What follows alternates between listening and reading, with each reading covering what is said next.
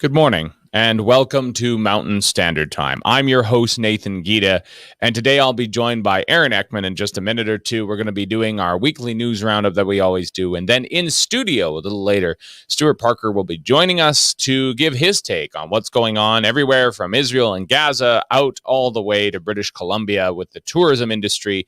I'm sure he has some hot takes for us there. So let's get started with our opening statement. According to the Vancouver Sun's David Carrig, just days ago, the main players trying to build the LNG plant in Kitimat are seriously considering pulling the plug. The essential argument is that BC's Regulatory Commission on Environment and Major Projects has been stalling on giving final approval to Australia's Woodside Petroleum and their partner Chevron.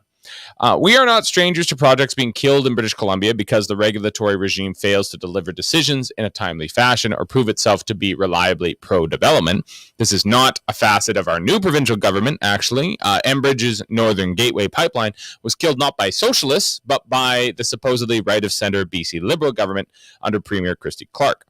This would be dry news at any other point in our history, but with inflation out of control due to the spending on COVID, let alone the economic devastation that has been wrought with lockdowns, etc., we could very well be headed into a recession in the near future. Thus, every good-paying job is worth its weight in gold. Any chance of their elimination is a mortal threat to our economic health. Of course, both Chevron and Woodside might just be saber-rattling. Energy companies love to threaten governments with abandoning plans or projects so that they can get access to more tax credits and subsidies. Even after that kind of generosity is shown by a city or a province or a nation, companies still allow their proposal to wither, pocketing the cash and leaving everyone without employment. Perhaps the problem is we don't yet understand the ramifications of putting all our eggs into one basket. British Columbia has always been a company town. There are more ghost towns in BC than anywhere else because every nook and cranny of this western Cordillera has been at one time or another exploited by oligarchs looking for timber, oil, gas, copper, gold, aluminum, you name it, they've been looking for it. So BC, Canada, and the world over, maybe we need to remember that the best kind of economy is one that is local and less reliant on outside actors, especially companies that rival some governments in their power and reach. But at the same time, if one wants to get into bed with Chevron or Shell or any of the other big companies, we must negotiate our deals fairly and give a green light to the project before too long. Can't be untimely with these things. I am hopeful that we move up in the value-added chain soon. We have too many resources to not use and to use them to make ourselves wealthy, but we must be careful that this wealth always returns to the people who helped create it first. That requires shrewd dealing by our leaders. As of right now, I don't think I can have any confidence in the ability of any of our leadership at just about any level to deal with threatening companies. So we're going to go to Aaron right away. We're going to get his take on this. Aaron, it's good to see you. It's good to see you. Well, I mean, there's a threat of Kitimat LNG falling apart. But I mean, we're going to talk about some other things as well during this hour. What do we need to know about major projects and when Canadians can feel like they're safe or they're not safe? What's going to happen when we keep feeling like these projects are pulled away from us, especially here in British Columbia?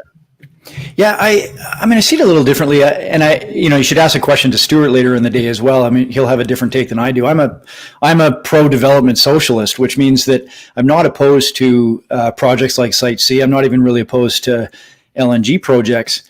But from my perspective, when you've got private corporations like this, particularly foreign ones, that come in and they've got ownership over the infrastructure, they've got ownership over the project, and they're reaping most of the benefit and pulling all that money. Despite the jobs that are created, and I admit that, and I value those, the vast majority of the profits are siphoned out of the country and particularly out of the province. And so my approach to this, which I know is controversial in many quarters, is to go ahead with the project, but to do so under the tried and true method of what I consider to be a crown corporation. So from my perspective, the way BC should be approaching these projects, especially when they're this vital to the economic sustainability and job creation in the province, is to expand. If I had my way, I'd expand the mandate of BC Hydro, for instance, to encompass power and energy throughout the entire province, aside from just hydroelectric generation and sale. And I would develop the projects that way. And I'd extend that approach to refineries as well. I think, I've got a lot of respect for Albertans, and in particular, some of the more moneyed Albertans who, against the recommendation and advice from many of the other folks in the oil and gas industry, still prove that it's possible to build refineries in Alberta, which means you don't have to ship as much of the raw product overseas, which is where all the value is generated. And so that's my approach to it. I don't worry too much about sort of the permanence of these kind of developments.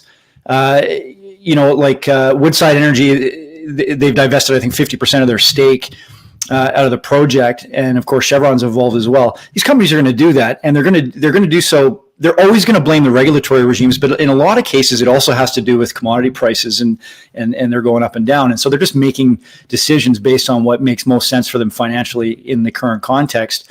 But again, I mean, this is a highly profitable industry. If the commodity price is set right, and the resources in the ground, somebody's going to want to go get it. My preference is that it's British Columbians and British Columbians companies, or in the best case scenario, a Crown corporation owned and operated and controlled by British Columbian taxpayers that develop this kind of vital infrastructure. I have the same approach to pipelines.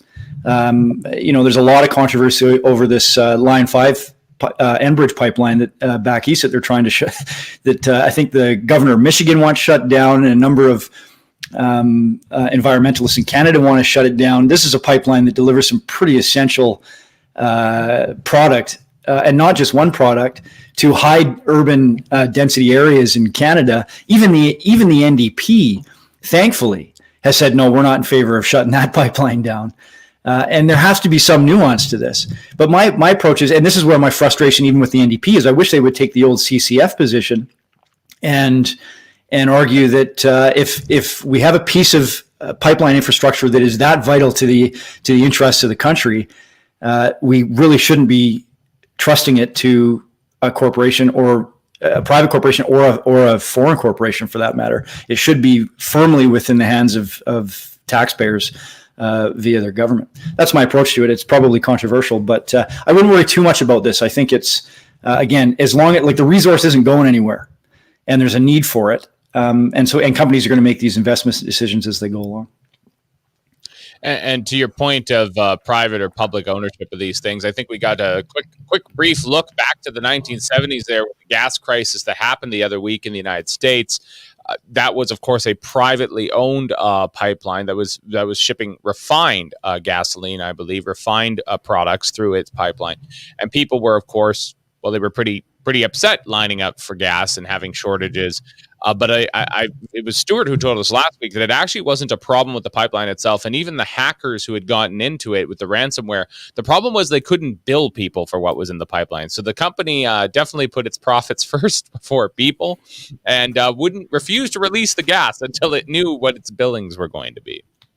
Well, and Chevron in particular, I mean, this is probably more about Woodside Energy, but Chevron in particular, I mean, you can't get around the fact that it literally is one of the most evil corporations on the face of the planet. If you look at what they've done in Ecuador and in a number of different countries, I mean, they're currently going after an American human rights lawyer who just won, I think, a $10 billion settlement against Chevron for their activity in Ecuador against the people of Ecuador.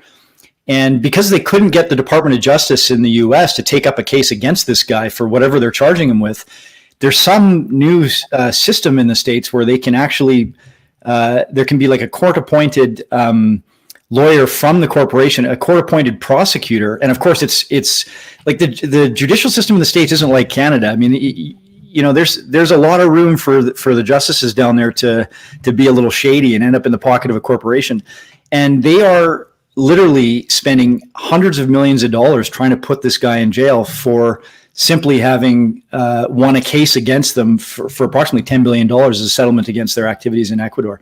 I mean, and the Americans are kind of astounded by this. They can't believe that there's this whole sort of corporate judicial structure aside from the regular Department of Justice system that Chevron's able to drag him through, with a prosecutor that has ties to Chevron, with a judge that has ties to Chevron. And this guy could end up in jail.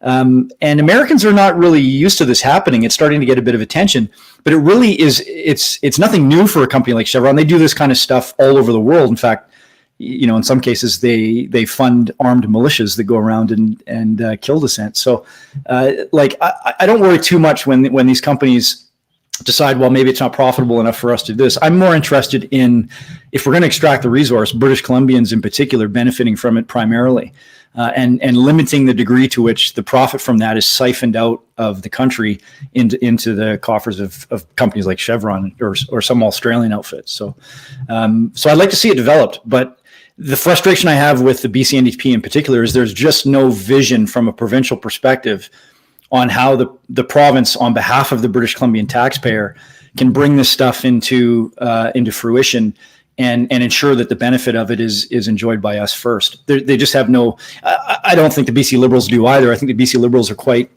happy to sort of siphon that stuff out to foreign corporations. But the BC NDP is really no different in this regard. They have just no vision. They haven't done anything to try to make BC Hydro the viable Crown Corp that it definitely can be, generating all sorts of profit for British Columbian taxpayers. They just haven't made the regulatory changes necessary to do that. So I'm not confident in that respect. Yes, we really could be like Hydro-Quebec or bigger, but we need the vision to do that. Speaking of British Columbia needing vision, you had some news items queued up that you wanted to talk about today. That's what we do here on Thursdays, is do the news roundup. Last week, we wanted to make sure we didn't confuse too many people, so we got the other Aaron Gunn on to do his own news roundup. So we're going to do news roundup with Aaron Eckmen now. What's on your mind, Aaron? Well, there was, and by the way, I was able to see that the show last week with Aaron Gunn. I thought it was very good. He's an interesting one to watch. I'll talk a little bit about the BC Liberal leadership race later in the program here, but I do hope that he throws his name in. I think he'll be quite a disruptor in many respects. So there's three sort of items that have been dominating question period this past week in Victoria. The first one is this, what I call an FOI controversy regarding a new investment fund that has, to the tune of $500 million, that the province has set up through the Ministry of Jobs, Innovation and Economic Development, which is ministered by Ravi Kahlon. And I'll talk a little bit about that. There's also a bit of controversy about the Alaska cruise ship industry and some legislation that has just come down from the U.S. Senate that will impact us here. And I wanted to spend most of the time talking about the proposed changes coming down the pipe through the Electoral Boundaries Commission, which I know you touched on last week, or maybe it was earlier this week, and I thought it was a very good piece on it. Something that everybody in the interior in British Columbia should be very concerned about, and we should spend some time talking about. So those are sort of the three big headlines for the week. So I'll just start with the first one. As I said, Ravi Kahlon, who's the Minister of Jobs, Economic Recovery and Innovation, and he's kind of a newer minister, but a rising star in that cabinet in particular. I think, if he's a guy to watch in the sense that if Horgan doesn't run again in the next election or steps down, he's probably a likely candidate for leadership. And so, likewise, the opposition will hone in on him for criticism, et cetera. But this month he's been under a fair bit of criticism from the official opposition over a perceived lack of support for small businesses, particularly in the COVID crisis. And so his response to that was to set up an investment fund funded by BC taxpayers to the tune of $500 million, $500 million, and it's called NBC. And you can see on your screen there, this is the board that's been appointed. It's, I think there's some expertise from Van City in there. There's an economist from the Canadian Centre for Policy Alternatives, which of course is a different economic analysis than what many would consider to be the mainstream economic analysis. Go ahead. Not exactly from the Fraser Institute. Well, I was just going to say, you don't see an economist there from the Fraser. Full disclosure, I used to sit on the board of the Canadian Centre for Policy Alternatives as well, but it's definitely a left-wing progressive think tank. And so an interesting choice on this kind of a investment fund board, given that, you see also the former finance minister, Carol James, is there, sort of as a pre-retirement, something to keep her occupied, I suppose. But it's essentially a venture capital investment fund focused at trying to throw money at BC firms. There's nothing wrong with that. Additional full disclosure, I mean, I also sit on the board of a very similar investment fund that's larger than this one, that focuses on it's got significant holdings in the tech sector, in particular venture capital holdings. And I can tell you, it's a tough industry. It's a tough sector, because tech startups, it's kind of like the restaurant industry. I mean, some of them succeed, others don't. And the whole business model is sort of set up on trying to innovate something that nobody else has come up with, and then hope that one of the bigger fish either buy you or buy your product. And if that doesn't happen, they spend a lot of money and they don't really produce a lot of return for investors. That can be the challenge. Now, I'm not particularly concerned about that. I think there is value in the public sector or the government putting a bit of investment fund into BC firms. That's not the controversy. What the opposition is honed in on here is that the minister has decided that the investment fund will be, and presumably the dealings of the board, will be exempt from every other, like from the FOI, the Freedom of Information regime, that every other Crown corporation or public sector institution is beholden to. Which means that reporters won't be able to submit FOI requests to get information that they don't otherwise have from this investment fund. That's not a good thing, right? If you're setting up an investment fund and you're investing money in a highly volatile sector, you definitely want the public to have some level of understanding of what's happening there. And it's just mind-boggling that they would decide not to do this. Of course, the rationale is, well, we might let out some sensitive information, presumably about the firms we're investing in. But I don't see, that doesn't seem like an adequate response, really, given that you can file an FOI on the funding that's going out and the deliberations of the investment fund because it's a public entity. But the FOI doesn't give you additional information about the firms that the fund is investing in. So I don't understand how any trade secrets of BC firms are going to be leaked out through an FOI that's filed to the fund. So it's just, the danger here is that it sets up the perception that this minister has a $500 million slush fund to sort of throw around in ways that he or the board is determining. I don't think that's actually what they intend to do, but it certainly leaves room for that perception if they continue to exempt it from basic FOI legislation. So it's just a baffling development, a baffling decision from that ministry. One that I hope they turn around on, because I think the opposition will ride this one pretty far if they don't. It's one of those things that you look down the pipe, given the track record of all governments in this province. And some of the shady dealings, we got money laundering issues in British Columbia. Like British Columbia, as much as we all love it, is a haven for shady activity. And when you're setting up a fund like this from government that's going to the private sector directly, you want the highest level of transparency. You want British Columbians to have confidence that it's being spent properly. And even if you're not making money, that's not the point. The point is to try to incubate and help and support private tech firms in British Columbia, which is absolutely something government should be doing. But just be transparent about it. I mean, it's just silly that they're not. So that was a bizarre development. The second, maybe something to get to a little bit there, Aaron, is just the fact that this is crucial. Like, we need to know who these people are trying to give money to. We need to know how often they're meeting to discuss that. We need to know what kind of monies are rolling out of there. The idea that you could keep this from the public is absolutely insane. Like, that's not, like, you can't do that. Like, it's just nonsense. Well, it can, and that's the problem. But it's like, why would you? Because if we don't know why you're doing it, we're going to make up our own reasons, and they're not going to be flattering for you. And given sort of the track record, like I said, of BC being a haven for some fairly shady activity, people kind of expect that if you're not showing if you're not showing your work, you're up to something. And if you've got an opposition that's full time suggesting that you probably are up to something, then it's just one of those easy things that should be easy to get right, and they're not.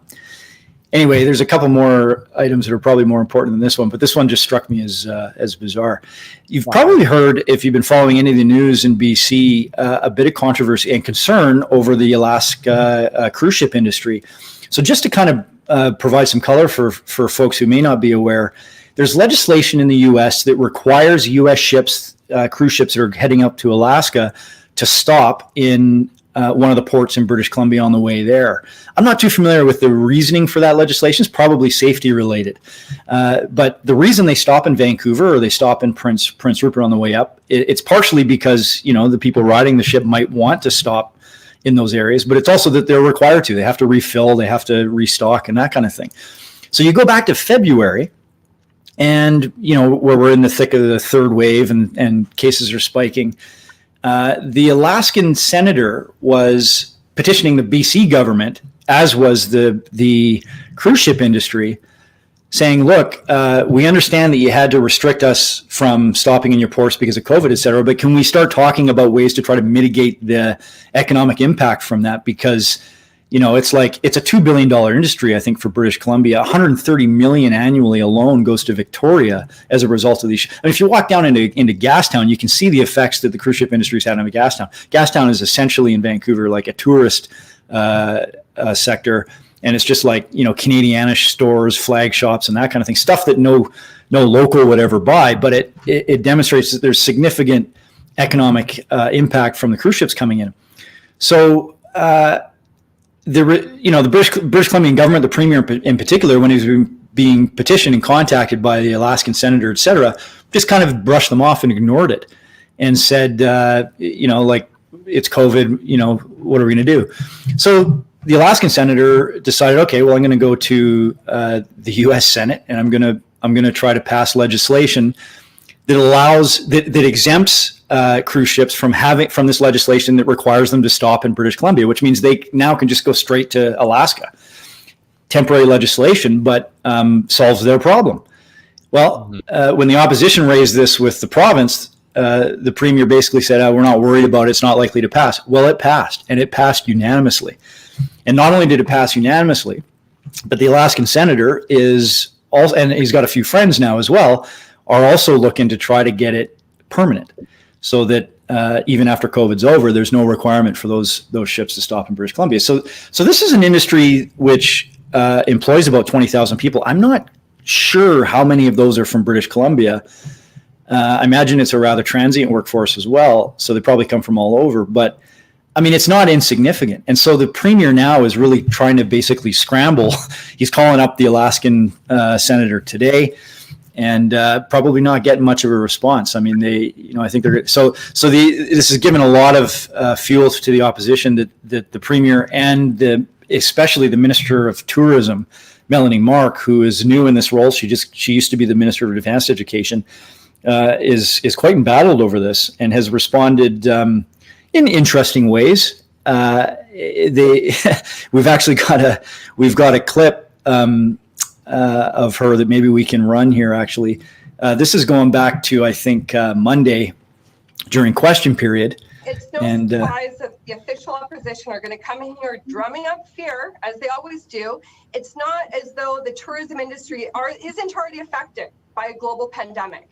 To add extra fear, they're adding salt to the wound. So shame on the members opposite, but let's go to the facts.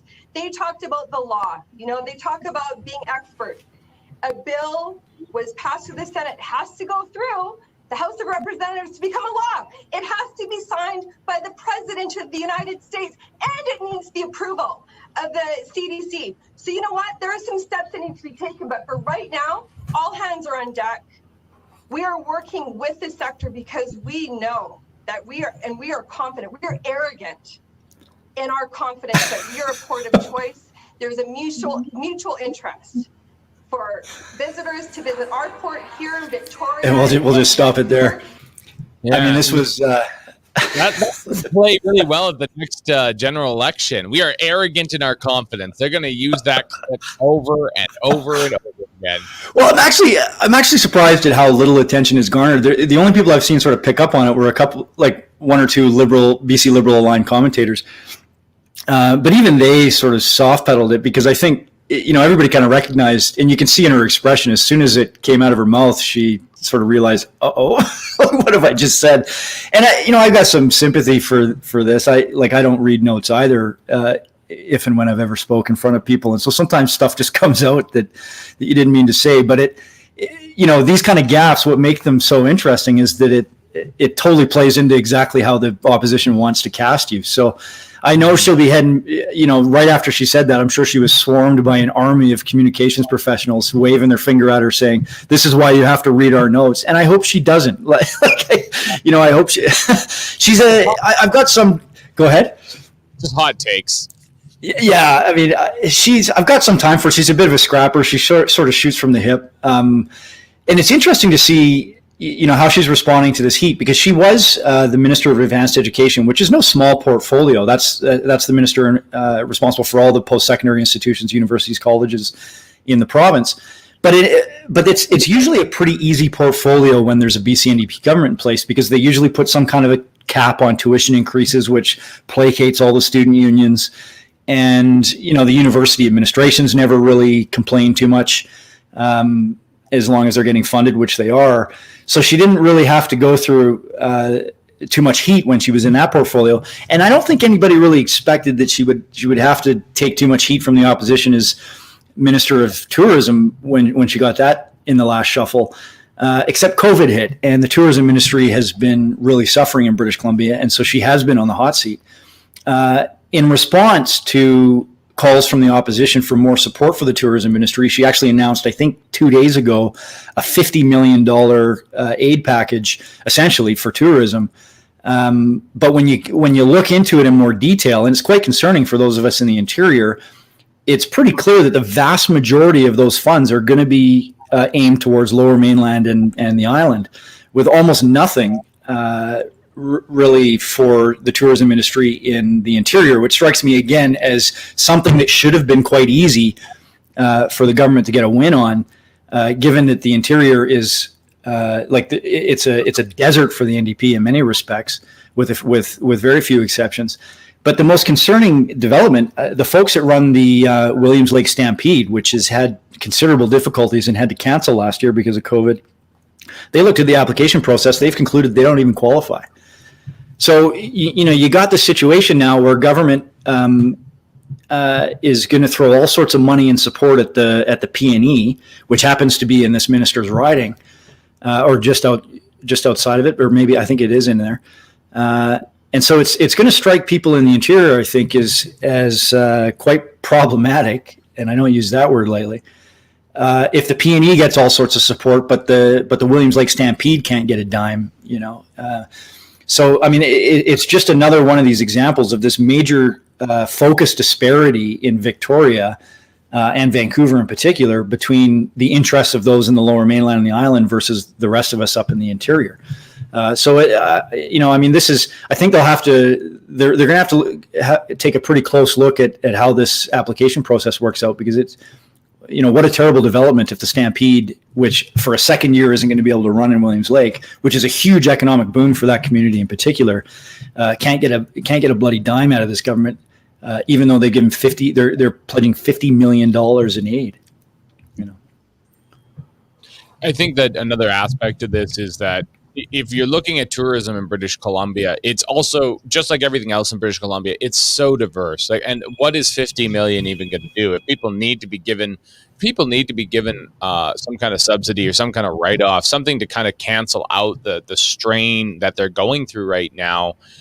That's fine. I understand that. I happen to know somebody pretty well over at the CRA who explains in no uncertain terms what their rent subsidies are doing and how they're trying to help people with that stuff. That's important. It's important that we keep things afloat as best as we can and make the loss less sharp and try and help people.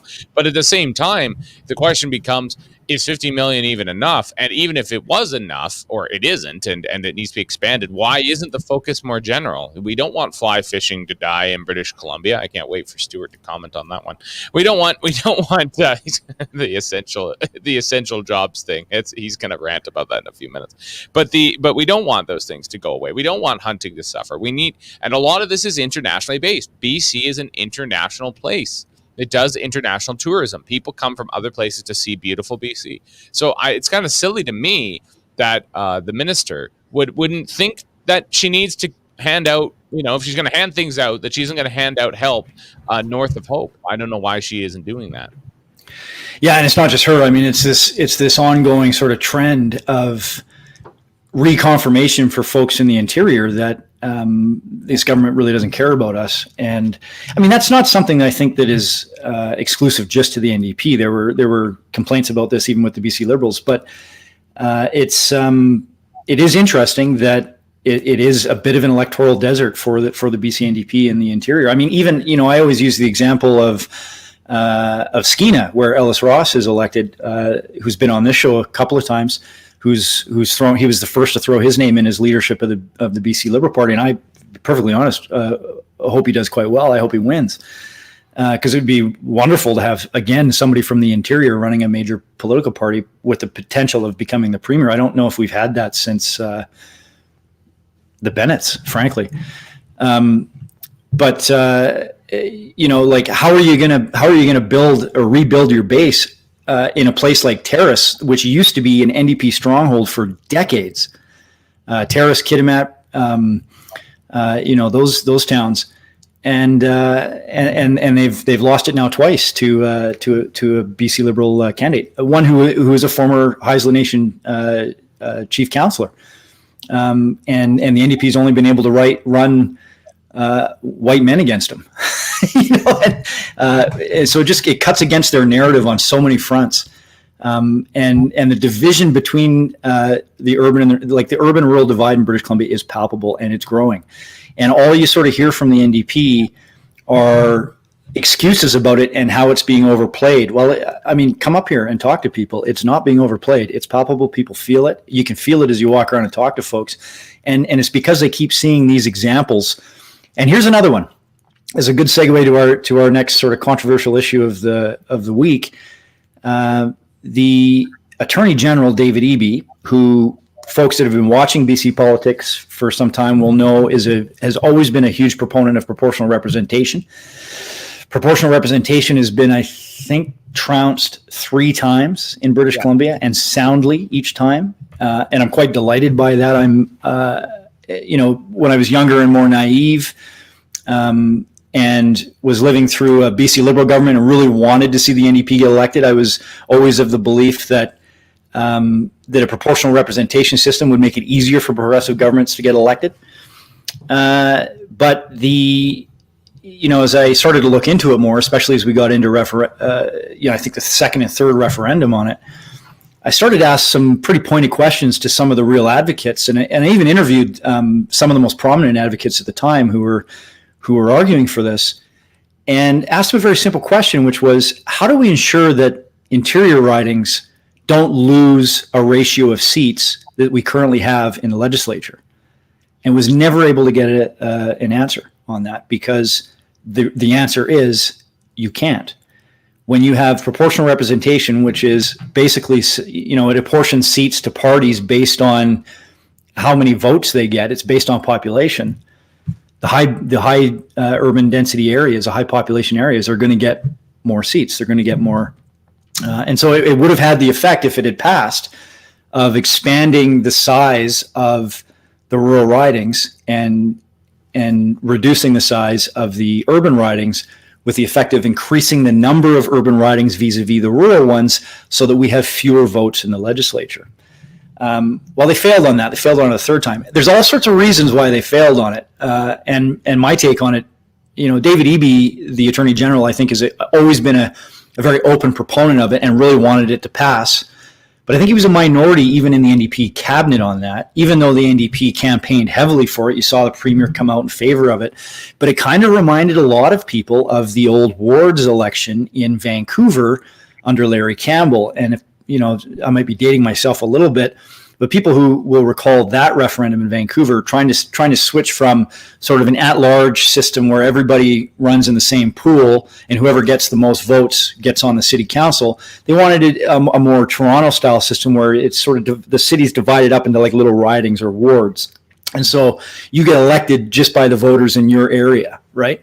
And so they wanted to move to that, but Larry Campbell didn't really want to, but he got elected on this coalition that really wanted it. So he was in the situation of holding this referendum to make the change, but not really wanting it to pass. Well, that's my take on how the NDP approached proportional representation. Look, I used to be a vice president of the NDP. I've sat in the rooms where they've decided, and talked about like what's our winning strategy here. And I've had people look me in the eye as I've complained about how we were losing ground in the interior year over year over year. Just look me in the eye and say point blank, we don't need the interior to win. Which to me is like the most unsustainable strategy of any party to take that. I'm not saying this came from anybody, any official legislators in government.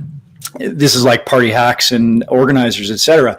But there is this underlying sentiment within the BC-NDP that the interior is kind of a write-off. They're all socially conservative. They're never going to vote for us. They like their guns. And so proportional representation, I think, was one way to sort of deal with their difficulty in getting elected, given how many seats the interior has vis-a-vis the population. Well, they failed on that. And so they've come up with a new strategy. And so the Attorney General on Monday introduced a new bill which proposes to change the legislation which guides the Electoral Boundaries Commission, which is technically an independent body, which is supposed to take every few years, when it's directed by the Attorney General, will take a look at the ridings and decide, okay, do we need to make any changes to the boundaries? And so it's usually an agency which governments can hide behind and say, well, we're not gerrymandering anything. It's the Electoral Boundaries Commission. They're consulting with the province. They're running the numbers. They're going to make the decision on what the changes should be. Except that what they leave out when they describe it that way is that the Electoral Boundaries Commission is guided by and driven by legislation passed by government. And the legislation that government has just introduced removes the cap of 87 seats and allows for up to 6 new seats. It also requires the Electoral Boundaries Commission in any riding that has changed since its last tweak by plus or minus 25% in population to recommend that riding for a change. Well, that right there explains exactly what the plan is. So where are the big population growth centers in British Columbia? Well, they're in Surrey, they're in the Fraser Valley, they're in every riding where the NDP either has a fairly long-standing stronghold or has just won it. It's all in NDP territory, basically. So what the eventual outcome looks to be here is that you'll see a few more ridings in Surrey, you'll see a few more ridings in the Fraser Valley, you could see fewer ridings in the interior. John Rustad came out against this last week, probably first, and Coralie Oakes from the Caribou hasn't been around forever, but I think that's Bob Simpson's old riding, actually. That's correct. Yeah. Yeah, which used to be an NDP stronghold riding. It's now again like one of those ridings where the NDP can't win there anymore. I mean, she's really taken this on. She's been quite good actually in the committee debate on this. Explaining that, look, I mean, you've got these ridings that are already larger than many European countries geographically. You got to drive around them. I mean, if you're up in, if you've got Atlin in your riding, it's like you got to go through, what is it? I think you got to go through the Yukon to get there. It's a 2-day drive from Terrace just to get there, and then a 2-day drive back, right? And so you got these MLAs that have to travel around all these places. But here's the bigger issue: the only people that ever make the argument that ridings need to be perfectly apportioned based on population are the ones that are in the high population areas, because that argument serves people that live in the high population areas. And so it's a huge problem for interior ridings where British Columbians in the interior already feel like Victoria doesn't even know we exist, that the commercial interests in Vancouver only view us as basically a resource base and are not concerned about the health of the communities up here. And it's not a good move for a government that is really struggling to get any kind of electoral victory in those areas. And I think it's a real problem for folks in the interior. It's something that just enrages me. that when we've got a province like ours, which is so disparate in terms of its interest between the interior ridings and the Lower Mainland, where half of the population is crammed into this tiny little area in the southwest corner, that the rest of us could just be sort of ignored. And so if you want to hold your political vehicle together, your coalition together, if you want to hold British Columbia together, then you have to ensure that the vast majority of the people living in the geography, like the rest of the geography, feel like they've got some level of representation. You can't take that representation away. I mean, at a much larger scale, this sort of dynamic exists in Quebec right now, vis-a-vis the rest of Canada. But I have some serious concerns that with the sort of the arguments that are taking place between leaders in the interior versus government forces in Victoria, that this will exacerbate things. And I'm not a BC Liberal supporter, but I got to hand it to people like John Rustad and Corley Oakes for taking this on. And I hope it is something that they really run with. And I hope that British Columbians in the interior make it clear that if you're going to move this direction, there's going to be political consequences in the sense that we're losing any sense of belonging in our own province. And it really starts to incubate these conversations about, is it even possible to start reconceptualizing what our own provincial boundaries look like, never mind the electoral boundaries. And to that point exactly, I think I ended that column on that question with, well, I mean, if you thought Western sovereignty could get out of hand, just wait until, the Northern British Columbians show up and tell you that they're not playing this game anymore. And we shouldn't play this game anymore. Northern BC is a diverse place. People think that it's all guns and God and, who knows what else, and a couple of, Vietnam draft dodgers and a bunch of libertarians living in the nooks and crannies of BC, the ghost towns of BC, Northern BC. Now, it is all those things, but it's even more than that. And it's a place where there's some really truly conservative and green conservative ideas with some truly progressive, fiscally conservative progressive ideas. There's all sorts of interesting ideas up here. There's towns that are really having to work their way through all sorts of questions around environment, around homelessness, addiction, where's the place of the community? How do we find belonging with one another? How do we heal the wounds of the past? BC, north of hope, beyond hope, is a beautiful place, and it's got a lot of things going for it. And the fact that it's been so pigeonholed by our current progressive government, in air quotes, is just nonsense. And the fact that they're going to now try and take their voice away, where all their food comes from, all their energy comes from, the people who bother to actually ship their goods across the rest of the country, this is nonsense. This is not going to stand, and people are not going to stand for this. Well, and I don't think there's much that can be done to really stop it from happening, because honestly, I don't think, it's pretty predictable how it's going to play out. The BCNDP is going to hide behind the Electoral Boundaries Commission. The Electoral Boundaries Commission is going to have to make a determination based on the rules that have been set for it by the BC government. And look, the BCNDP, they know they've got a tenuous hold on power. It's the reason we had an election a year early. They didn't do that because, despite all the reasons that they told us we had to have the election, and to be clear, under full disclosure here, I didn't oppose them holding the election when they did. I thought there was actually, I didn't necessarily take them at face value, but if they were genuine in what they were saying, it was an argument that resonated with me. And the argument went like this: look, when we first got elected in 2017, nobody knew COVID was coming. Things have changed substantially. We're in the middle of, we're just coming down off the second wave here, and we feel like we have to make significantly different decisions than we campaigned on in 2017, and we want a mandate from the population from voters to do that. That's fine. I actually don't have a problem with a government collapsing themselves before the 4-year term. I don't believe in fixed election dates because I don't think any government should be given the maximum amount of time allowable by default. Right? I think government should govern until they're basically out of ideas or they don't have a mandate anymore, and then they should seek a new mandate. I have no problem with frequent elections. But it was pretty clear what the real reasoning behind this was, and it was that they had the Site C report coming out that was going to, despite my support for Site C, it's way over budget, and there's considerable geotechnical difficulties with it, which the BCNDP didn't necessarily want people to know about. and they knew that was coming out. They wanted to get the election done before that because they were worried about losing Green votes that they would have had to rely on previously. The province, the budget was in terrible shape. They weren't even set up to be able to put together a budget that year, for goodness sakes.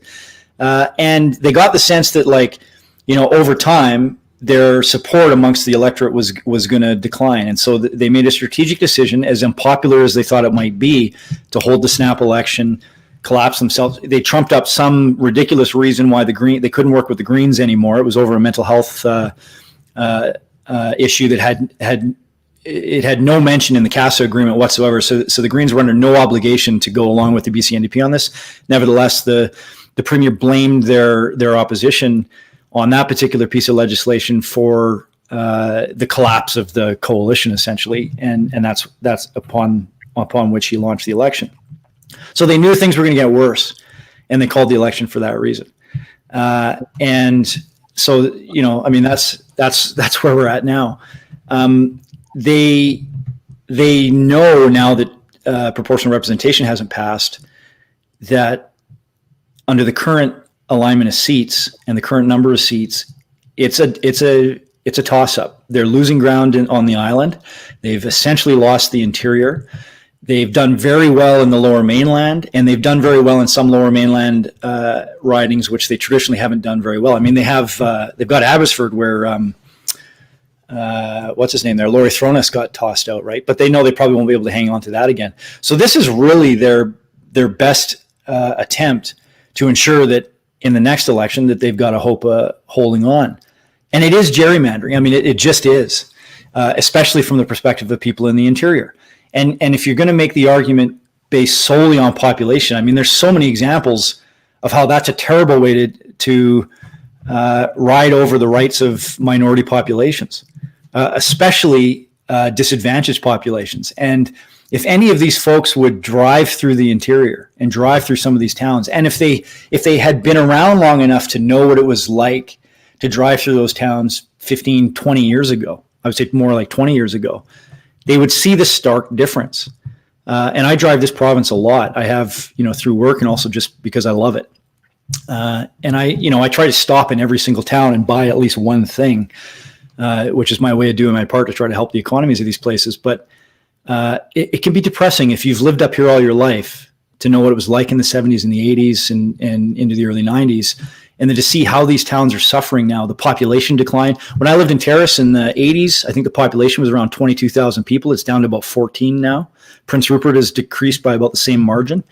Kitimat's fairly stable in terms of population, but it's decreased as well. It's tough. People are hurting up here, and you talk to people in the Lower Mainland about it. I've literally had people say to me, why are people even in those towns? Like, why do we even need those towns? I mean, that's the mentality down there.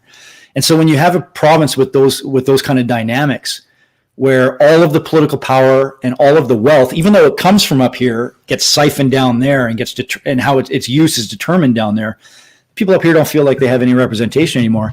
And this is what's so interesting to me about Western separatist sentiment. It's always been fairly healthy in Alberta. The difficulty for Alberta, of course, is that it hasn't been as clear cut in BC. And so if your goal is to be able to, free yourself from the regulatory shackles of a federal government that doesn't understand your industry and doesn't care about it, then you want to get your product to Tidewater. Difficulty is you got to go through British Columbia for that. Well, British Columbia is not alien to separatist sentiment either, but it's a little different. It's not so much this burning desire to leave Canada, in my estimation. It's always been like the hatred of Ontario and Toronto in BC is only slightly mitigated by the hatred of Vancouver. And they sort of exist on the same tier. People like to travel to Vancouver, sure, for shopping and stuff, but there is this dislike for the power structure down there because there's this alienation. I never really fully understood it when I was younger, when my parents would talk about it a lot, like how alienated and isolated they felt from the political machinations of down south. I start to feel it and understand it more as I get older and recognize how common it is up here. But I would argue that British Columbian sentiment separatist sentiment has always been less about separating from Canada and more about reconceptualizing the provincial boundaries. And you've got the whole northeast of the province that probably identifies culturally more with Alberta, Caribou, etc. And these kind of things, these kind of sort of ignorant developments from a provincial government of any stripe just exacerbate those frustrations. And so when you've got this rising tide of people discussing, what might we look like if we reimagine our boundaries? Well, these are the justifications that come into that. And so I think it's going to become a live issue. And perfectly honest, I think that conversation's healthy. And part of the reason why I'm excited about the Western Standard is because it's one of the only organs that really discusses these issues in any real way. To your point, and I appreciate that shout out, of course, we at the Western Standard are always happy to tackle the most nuanced and least nuanced of concepts with people who get canceled elsewhere. It's great. But the other thing that kind of comes to mind is that recently there was an announcement out of, I believe, the eastern part of Oregon and northeastern part of Oregon and Washington, that there's counties there that are attempting to secede from their liberal states and join Idaho. Which I don't know if I ever thought I'd see the day where that would happen. Western internal landlocked separation sovereignty, but nonetheless, apparently there are counties in the United States that are feeling rather alienated from their own state makeup. And I mean, the last U.S. election was pretty clear about that.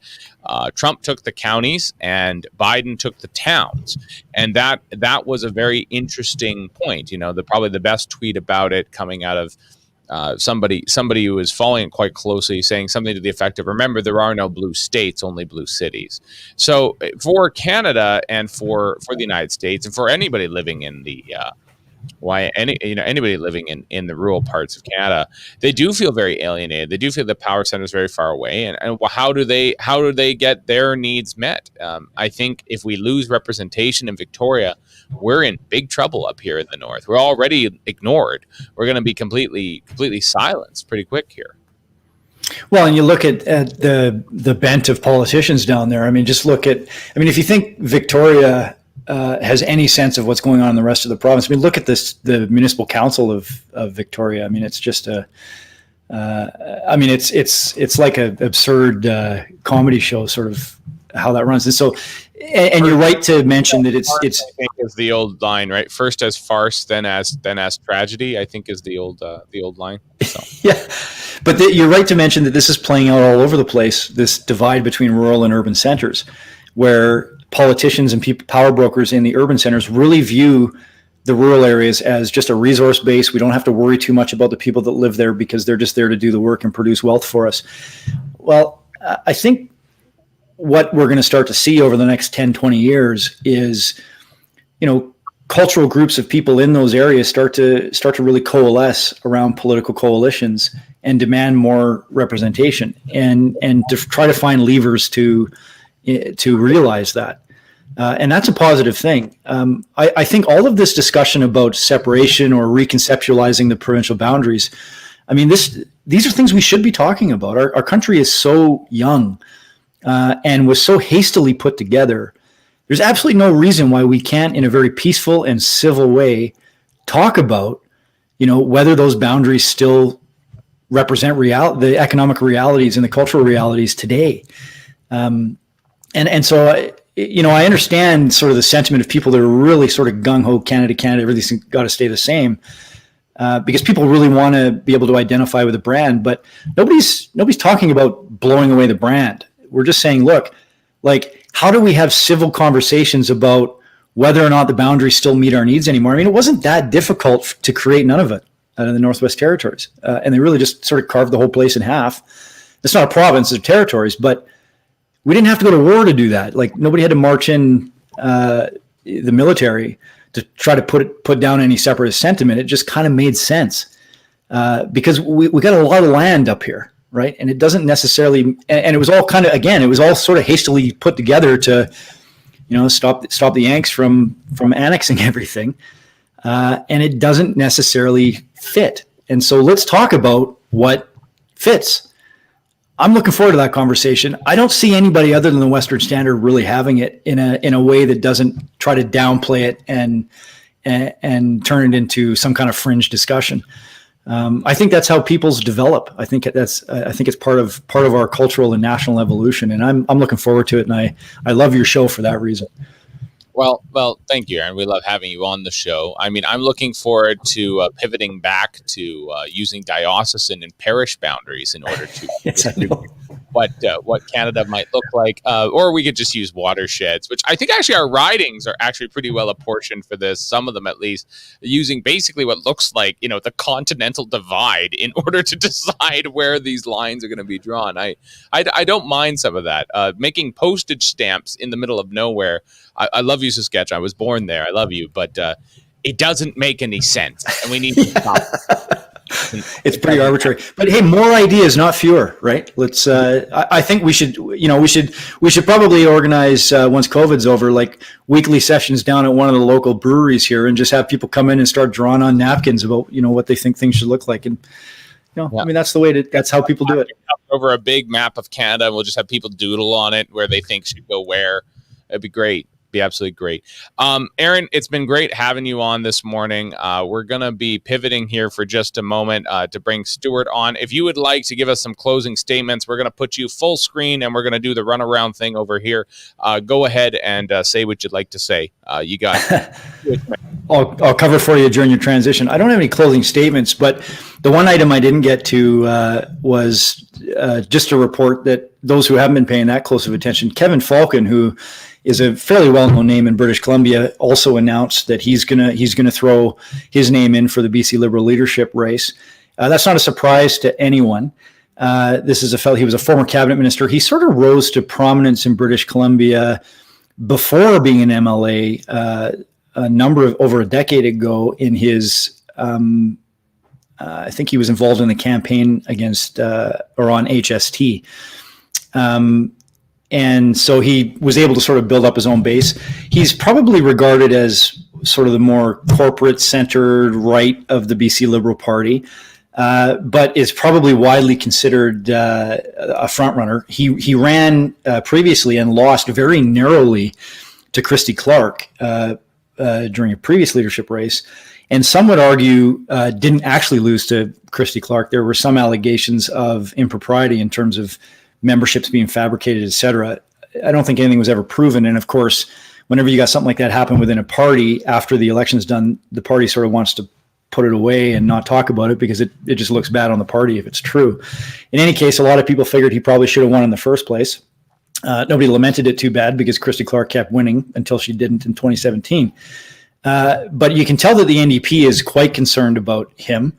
They regard him as a front runner because they've already launched a diversity-based attack on him and have pulled the old video of Jane Thornthwaite from North Vancouver making a joke about Beau and Ma at Ralph Sultan's retirement thing that they did over Zoom. So that video is making the rounds again, where she sort of described Beau and Ma as having, tried to manipulate Ralph Sultan, who's like this 90-year-old MLA. He's been around forever. He's the guy, incidentally, that when Christy Clark lost her riding in Vancouver Point Grey to David Eby, but still wanted to be premier, had to go find a place in Kelowna because Ralph Sultan in West Vancouver refused to step down for her, even though he was at an advantage. So I've always kind of had a soft spot for him. But anyway,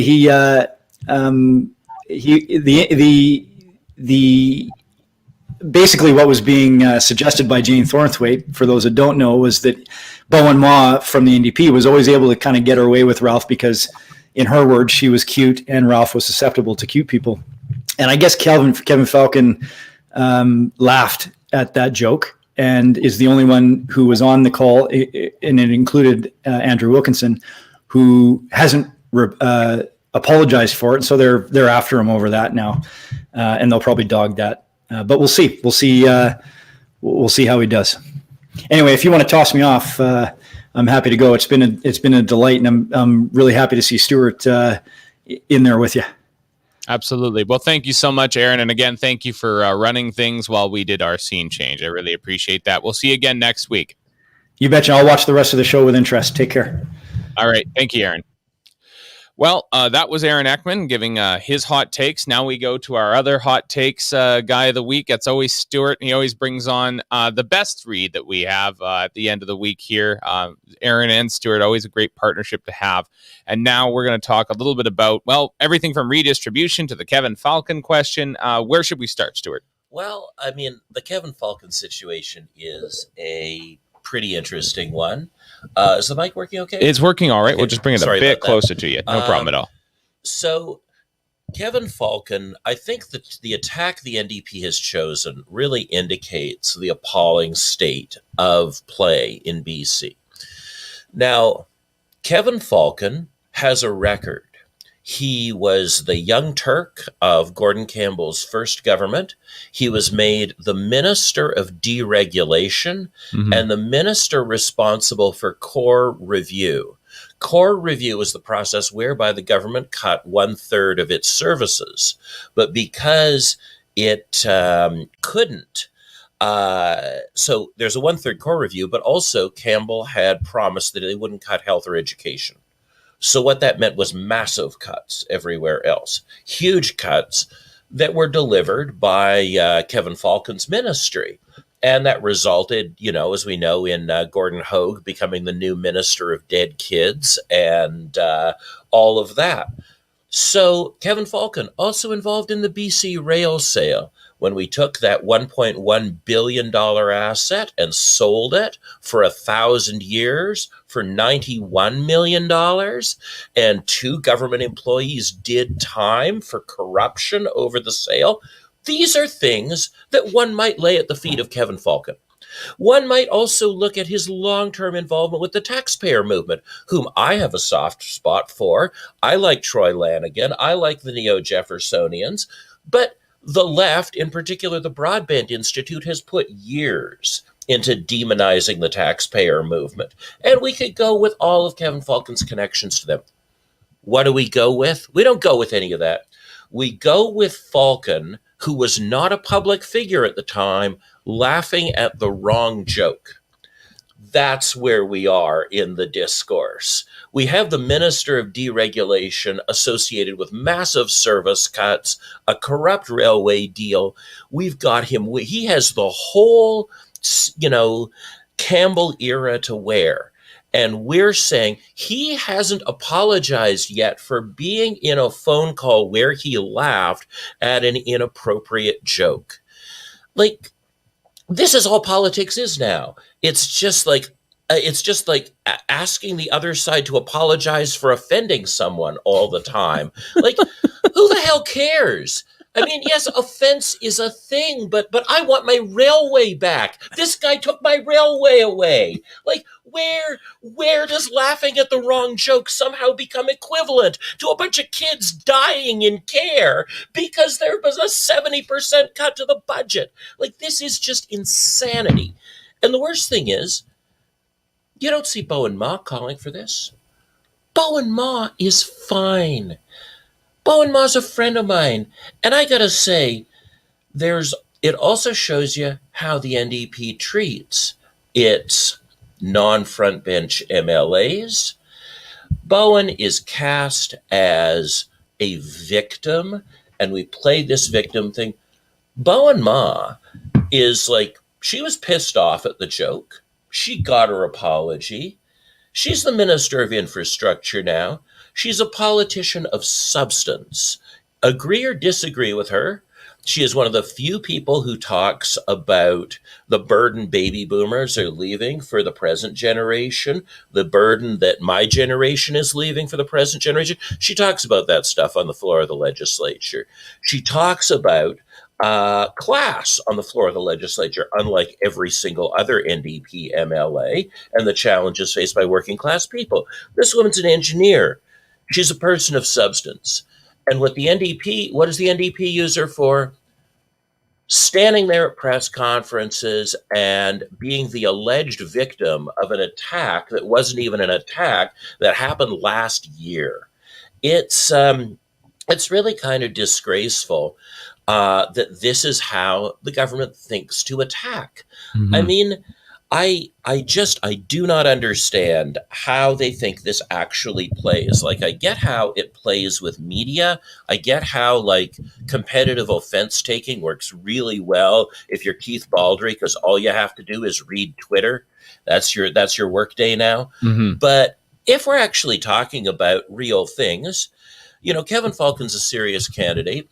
And I think the contest between Kevin Falcon and Ellis Ross is going to be fascinating, because we see that there are a bunch of these less high-profile candidates, some of whose names I don't even remember, but they're coming from the far right of the party. They're there to represent the party base. And a lot of what's going to happen in this leadership race, it'll be a contest between Falcon and Ross about who can appeal to the base and who can get the votes of those candidates when they're eliminated on the early ballots. Mm-hmm. Now, Aaron was putting forward some theories about how it was that Christy Clark, the most hated member of the BC Liberal caucus, could win the leadership back in 2011. And yeah, some people have argued malfeasance. I'm sure nobody's membership list in Surrey Green Timbers looked quite right. Maybe George Abbott's did, but I don't think Kevin Falcon's did. I don't think Christy Clark's did. But the reason that Christy Clark won was she thought clearly about the difference between a leadership race and a provincial election. She went, 40% of these ridings are held by NDP MLAs. There's no local Liberal MLA to endorse me there.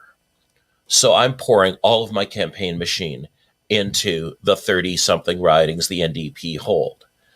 And everybody else made their leadership campaign depend on the support of MLAs.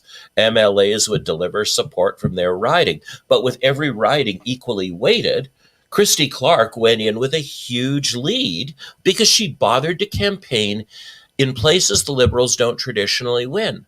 And that's one of the reasons her leadership was secure, because a huge portion of the people who vote for the BC Liberals never see a BC Liberal MLA representing them. If you live in Prince Rupert, you've had like one chance to have a right-wing MLA since 1970. So she spoke to the needs of BC Liberals in other parts of the province, and that was smart, and that's what got her the leadership. And that is going to be what will decide the race between Falcon and Ross as well. To go to party members who are ignored and irrelevant a lot of the time, and to sign up party members in ridings that their party doesn't hold. In that way, I think a leadership race is probably the most salutary political contest we have in BC, because in a provincial election, a maximum of 1/3 of the ridings are in play. In a leadership race, weirdly enough, everybody's voice matters. And that's why so much power has flowed into the office of party leader over time as that system has gone into effect. Mm-hmm. So, I'm interested in the race. I'm very interested in Kevin Falcon rebranding himself as a center-right guy. Yeah.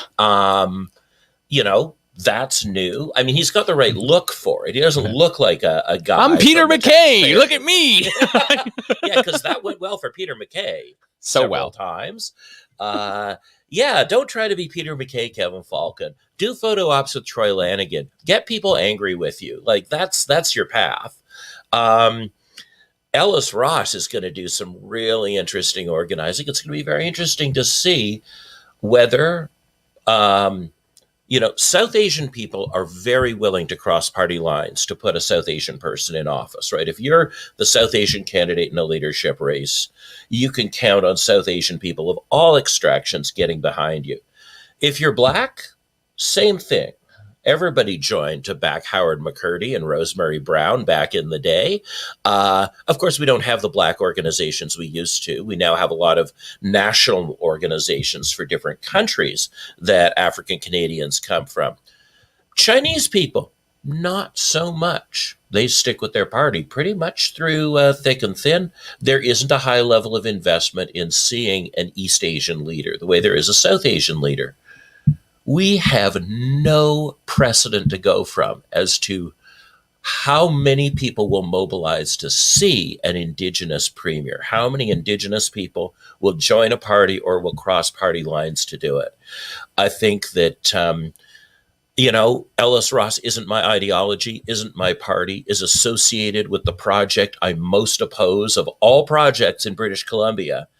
But I think he represents a really exciting time for Indigenous politics in BC. I'm really glad to see him doing what he's doing, regardless of where he sits on certain issues, because I think it'll also give a lot of Indigenous people who are on the political right an opportunity to stand up and say, the fact that I'm Indigenous doesn't mean that progressives can take me for granted.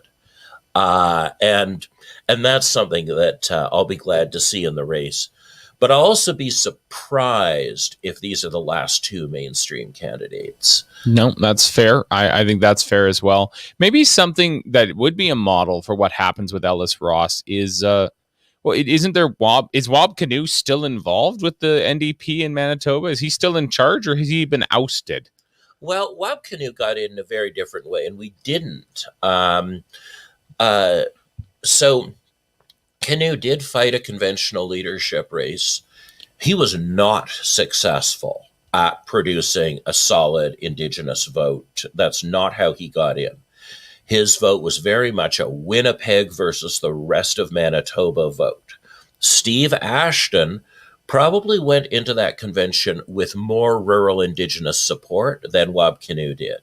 Wab Kinew had a juggernaut in terms of urban Indigenous support, which is huge. It's the north end of Winnipeg. But he didn't impress on reserve people. They stuck with Steve Ashton, who had been their man since the previous leadership race. So I think it's exciting to see Wab Kinew where he is. I think in terms of like having a checkered past and just weathering the attacks for that, he's done some really important things in Canadian politics. He's shown that just because you've done some really bad stuff doesn't mean you're out forever. So I think that leadership race has shown some important things, but it sure didn't show Indigenous people in Manitoba as a whole becoming excited about doing NDP politics. So we have this opportunity here to observe in British Columbia in real time the joining of the agitation that happens in Indigenous populations, First Nations populations, when it comes to projects, when it comes to protests, and then the possibility of that coupling it to an actual political campaign that could result in a premiership. That would be very interesting to see. But is that directly in opposition to, because of the ideological differences, is that going to run afoul of it? Is it the ideological differences between the pro-development and anti-development versus, of course, Ellis Ross's position on development? Well, the great thing is it's a Liberal leadership race, so there will be no anti-development candidate for those votes to go to.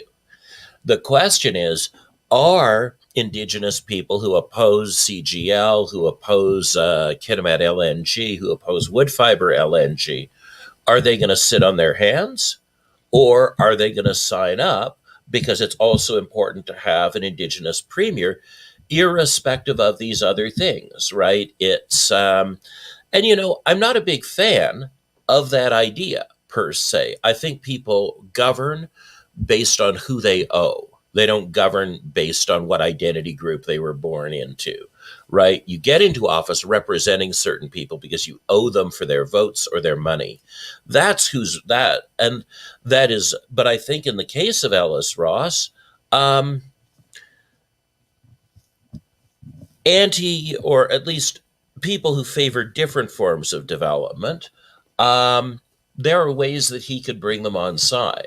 Right? Mm-hmm. He doesn't have to oppose CGL or LNG Canada. Mm-hmm. He could, for instance, take a position on old growth on Fairy Creek. He could listen to his caucus colleague, Mike Morris, about the use of glyphosate.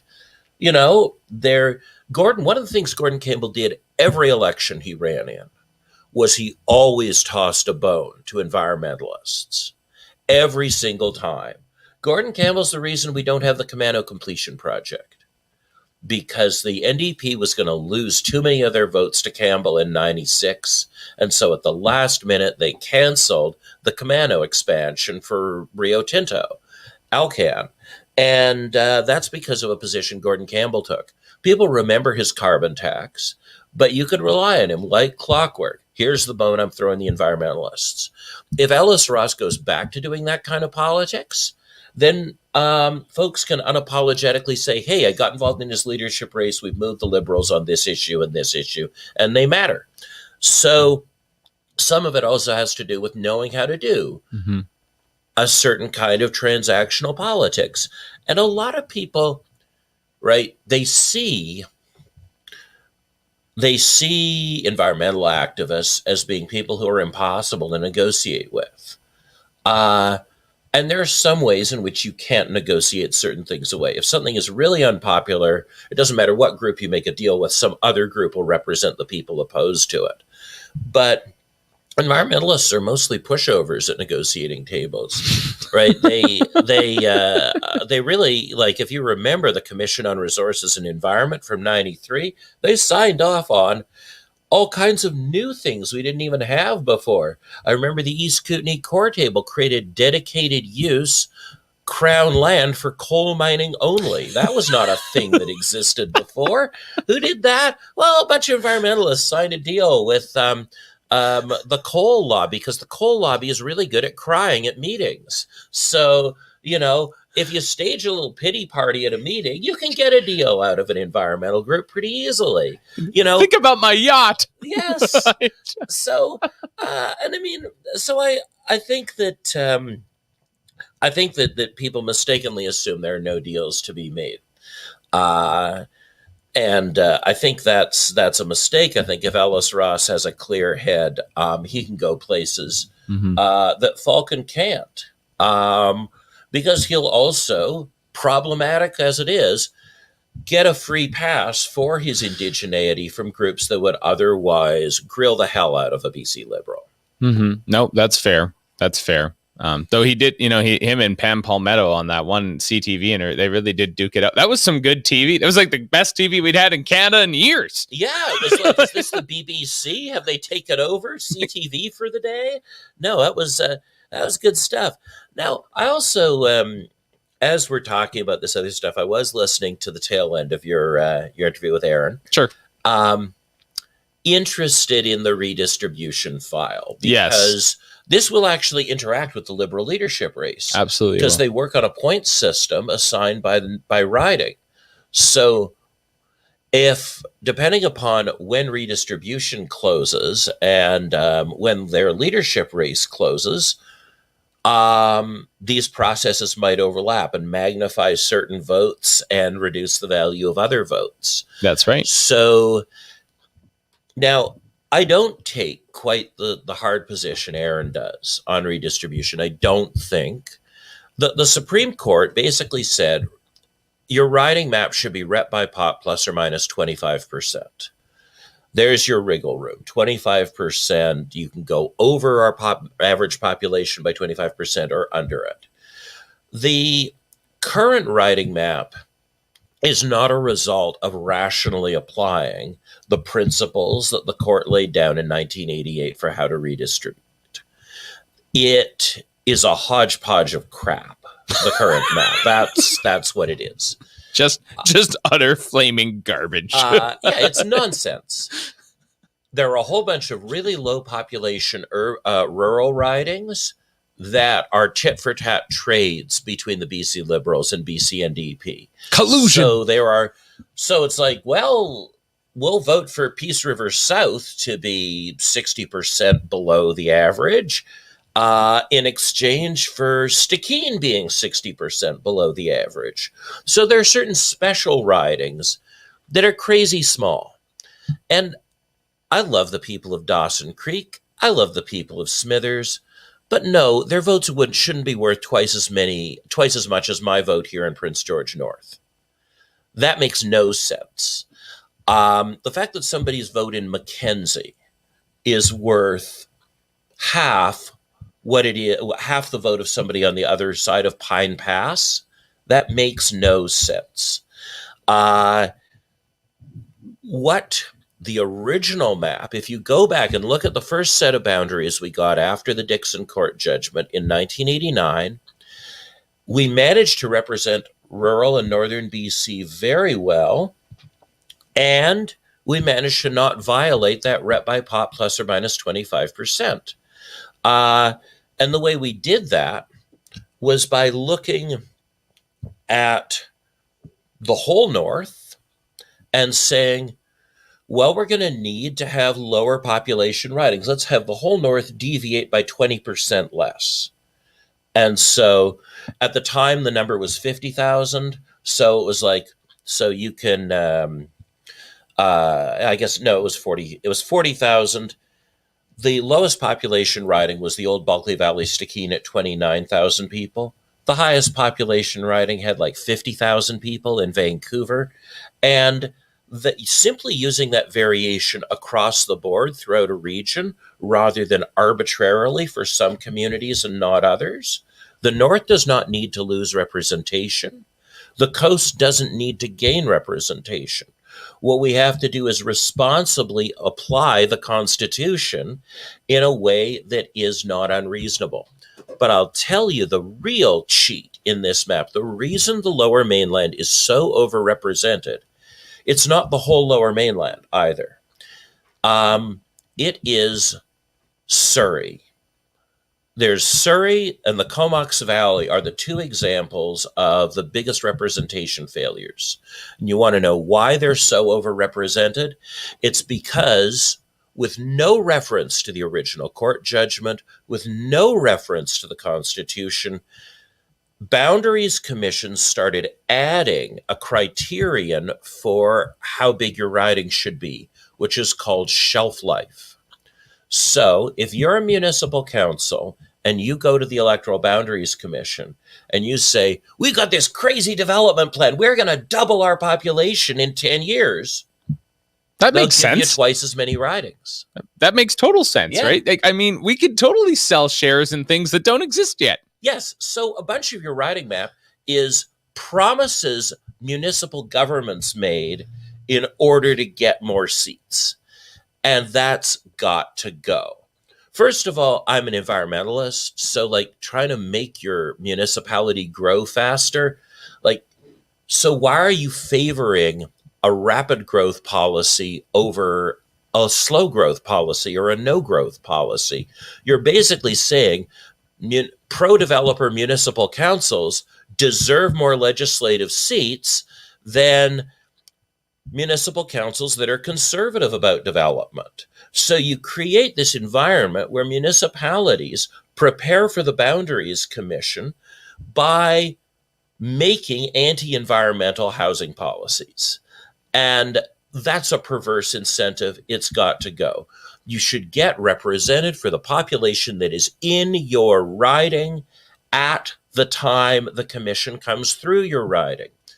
So Prince George, ironically, we have some of the worst representation, certainly by far the worst in the north, among the worst in the interior. Why? Because our city council, as much as they're like good booster types, don't go in there and convince the provincial government we're going to have 100,000 people in Prince George within 5 years. They don't play that game.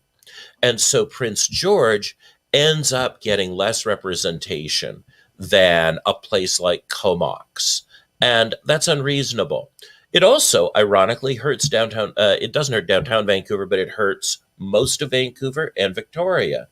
On average, Vancouverites have 20% less voting power per capita than people in Surrey. On average, people in Nanaimo have 20% less voting power than people in Courtenay. This sort of thing has got to go. The commission needs to go back to the original principles on which we were to redistribute. And then we wouldn't find ourselves in the north having to make unconstitutional arguments or arguments that we're special people who deserve so much more voting power per capita.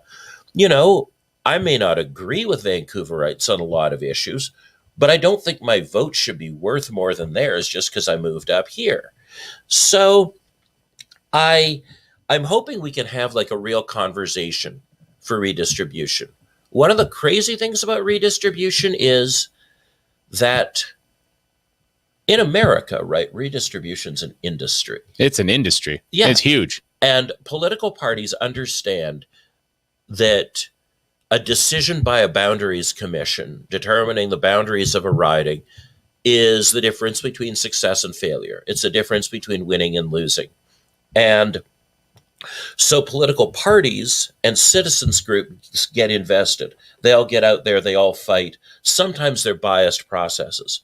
Here, our process is technically nonpartisan. We all know it's actually partisan, but it's soft partisan. And what I have done in the past, and what I'm really going to work on doing this time, is letting people know that this is their process, that everybody can appear before the Boundaries Commission. Everybody should appear before the Boundaries Commission if they have an opinion about what communities they should be their votes should be pooled with and which communities they shouldn't be pooled with. There are all kinds of questions before the Boundaries Commission, and they're important questions for us, right? We're out here on the West Yellowhead towards Vanderhoof. What about the idea of reincorporating Vanderhoof into one of the Prince George ridings? We used to have 3 Prince George ridings, and one of them contained Vanderhoof. And that produced a different kind of representation for folks along Highway 16. So there are a lot of really practical questions.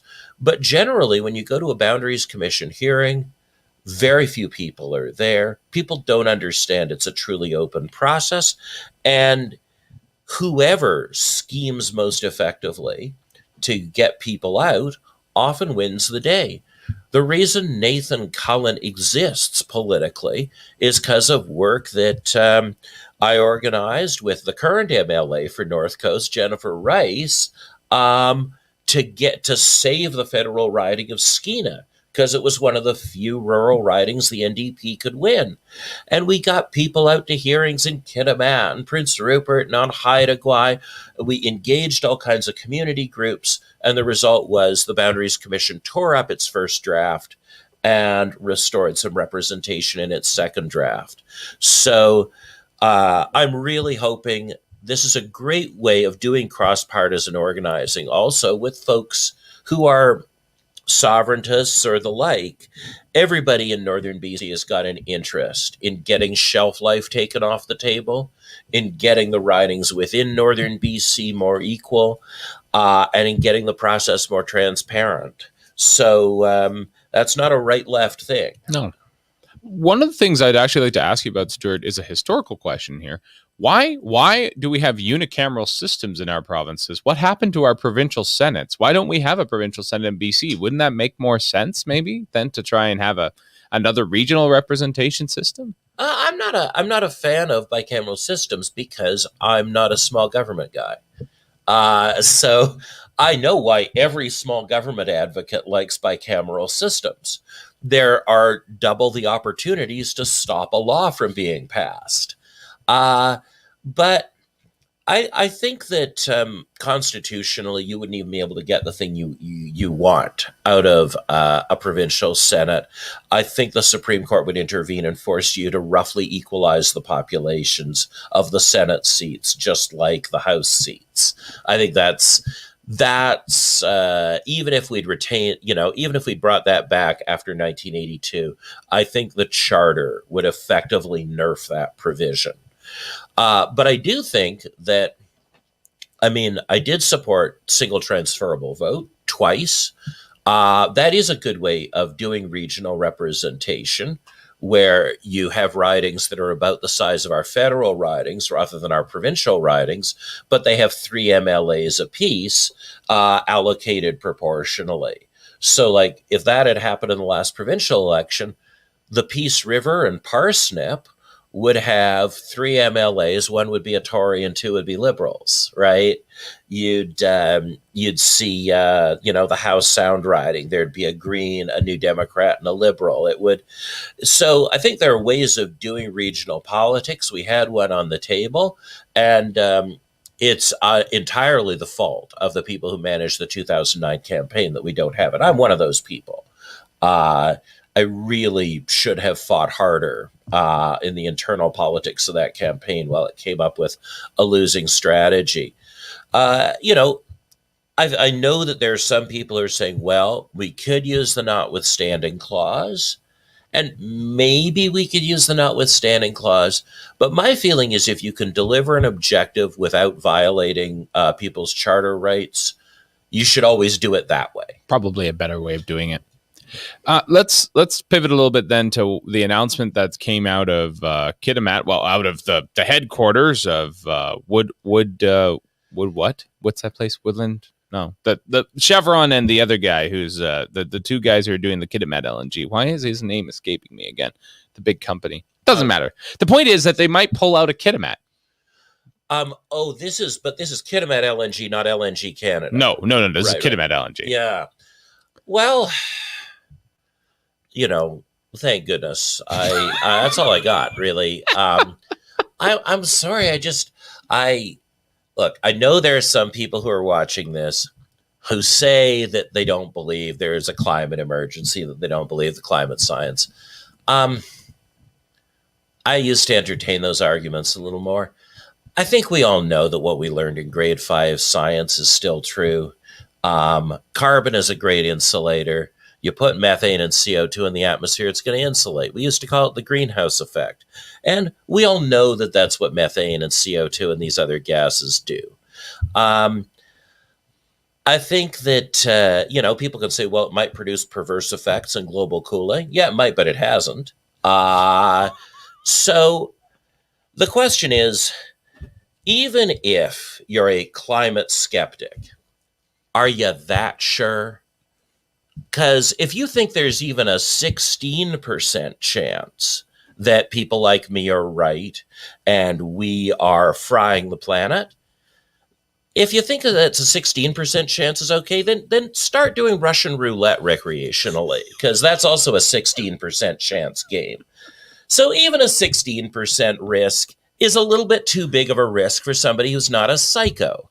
So I just got to say, look, I know it's really unfair that people who are like totally detached from the actual losses people will experience by shutting down petroleum extraction, things like that these smug bastards are right, and that good people working, raising families, doing stuff.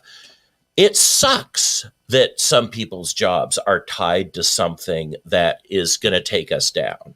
It sucks. It's not fair. It's not fair that social movements that I can barely tolerate are the ones that I think are correct. Environmentalists don't like me. They never have. But it doesn't stop me believing that climate change is real and consequential. And I think that we've just gotten a little bit too tribal over this. Like, I've been screwed enough different ways by environmentalists in my life. I am filled with resentment. Like, if hippies were an ethnicity, I would be a racist. I've really gone down that road, but I just say, look, what we need are governments that both recognize the climate emergency and are going to share the losses associated with it equitably. Mm-hmm. And that's what we don't have right now. It's really interesting that looking at how Bernie Sanders did in West Virginia, in coal country, it's his best territory.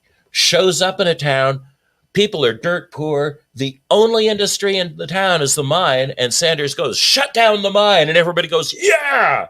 What's that about? The only difference between Bernie Sanders and Naomi Klein saying shut down the mine is that people trust Bernie Sanders. People know that he cares about their jobs and their families and their communities.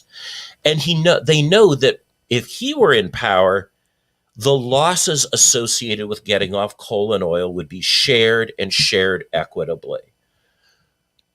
Now, Avi Lewis, Naomi Klein's partner, right, has just announced as a federal NDP candidate. In a riding, he has no risk of winning. Let's be clear there.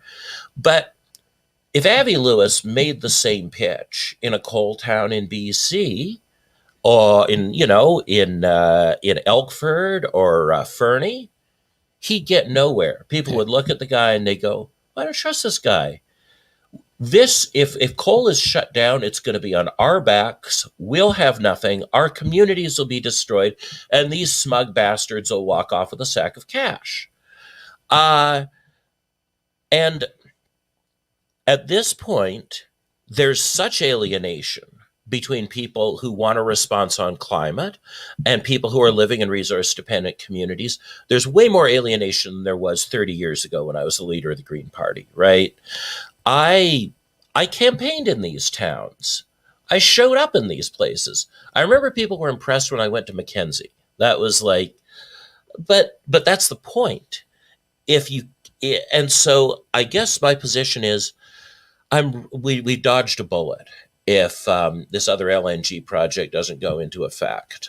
LNG is an industry that will make us into more and more of a pariah state over time. And it is, and given the incredible diversity of resources in this province, we're not a one-trick pony. We're not North Dakota. We're not Equatorial Guinea. Fossil fuels are not our only resource. We have a diverse enough ecology that if we cared about industrializing our province and actually building BC manufacturing, fossil fuels are a drop in the bucket. And right now they're the most expensive job that government subsidizes. And that can only go on for so long. If we subsidized any other sector of the economy like we subsidize fossil fuels, we would have a luxurious state-supported tourism industry. We'd probably have state-run hotels all over the place with, free room service or something. It'd be crazy. And we know that part of our economy is growing.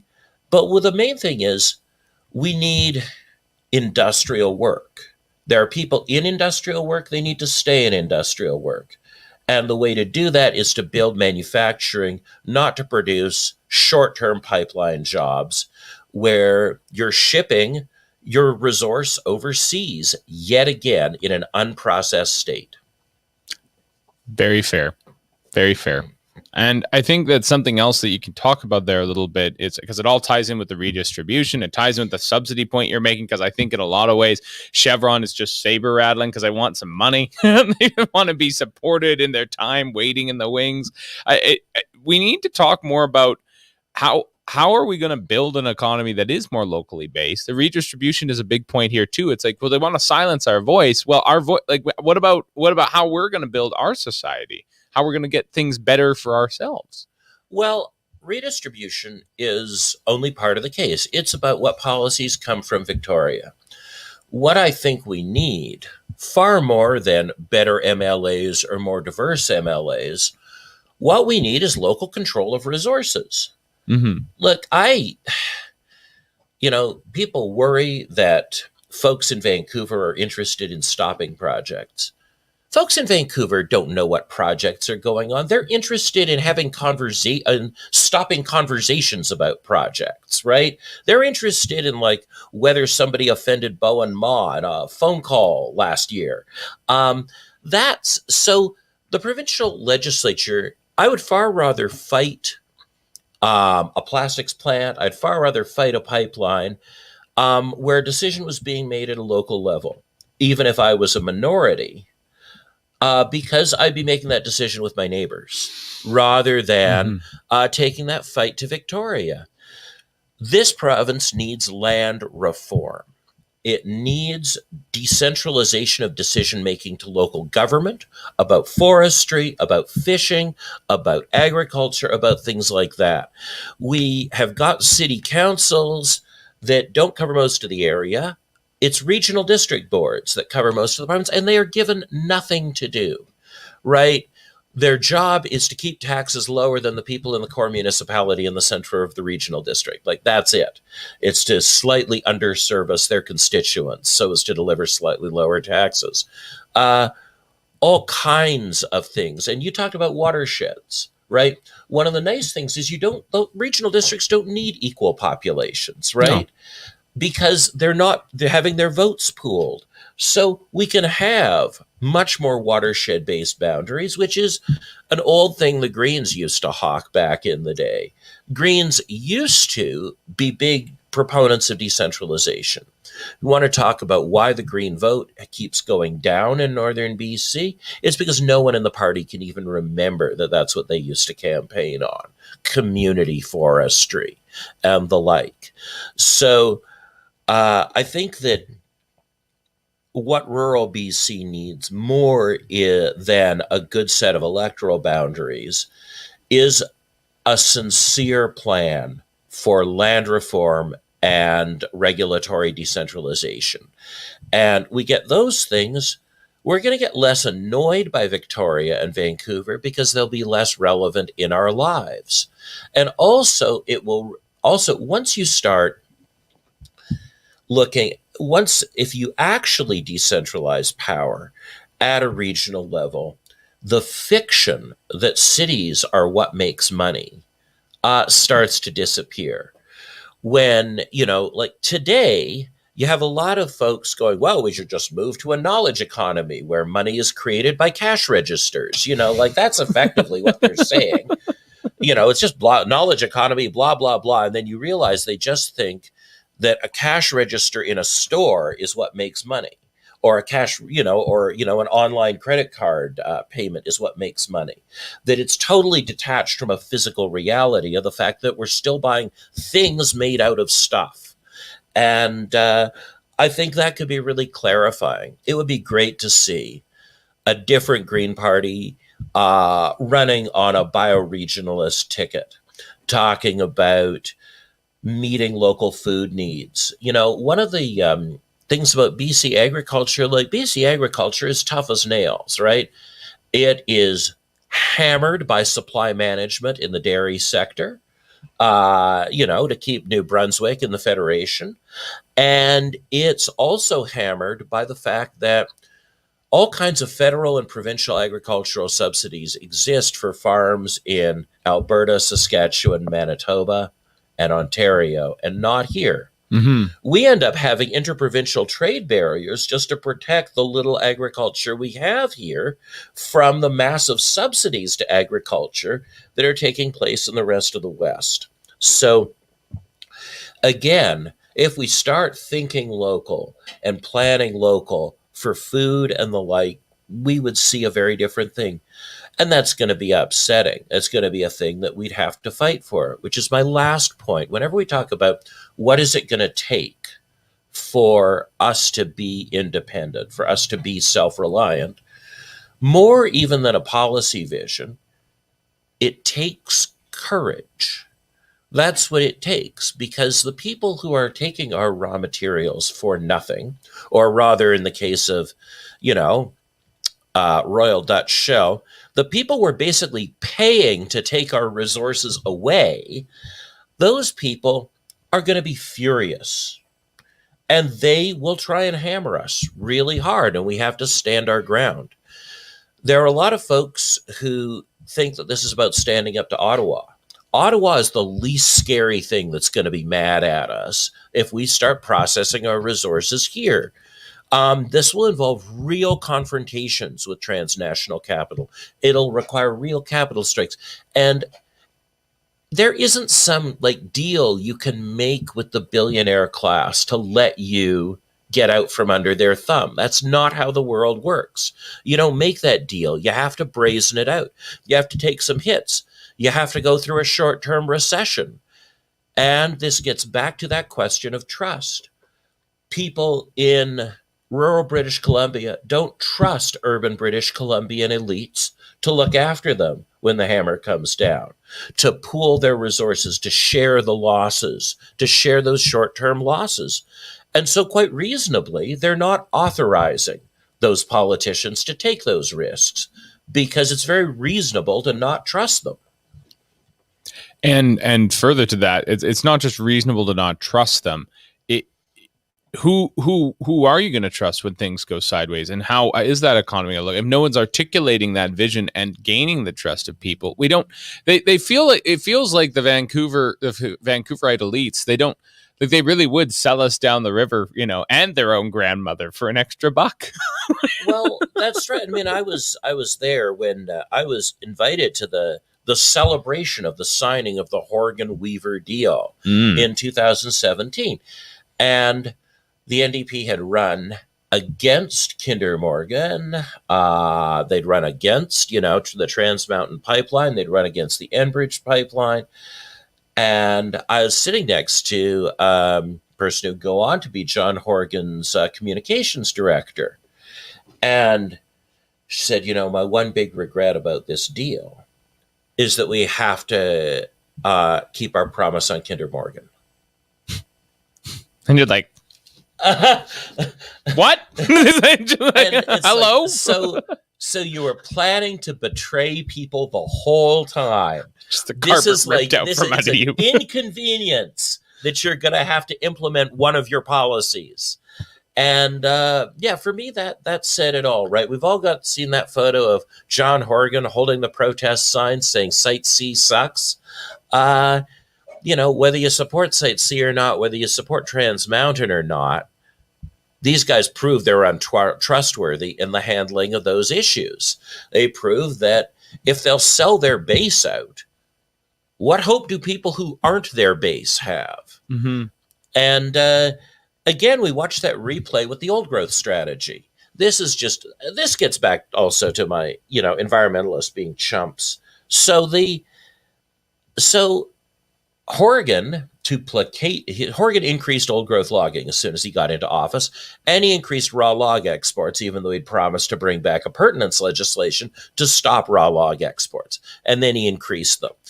And so environmentalists got all mad. They went, we need like an audit of how much old growth in the province is left.